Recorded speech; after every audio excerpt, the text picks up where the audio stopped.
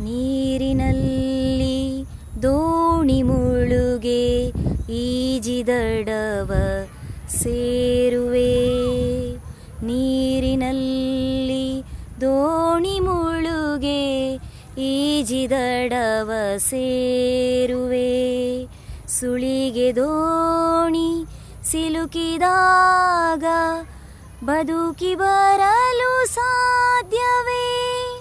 ಸುಳಿಗೆ ದೋಣಿ ಸಿಲುಕಿದಾಗ ಬದುಕಿ ಬರಲು ಸಾಧ್ಯವೇ?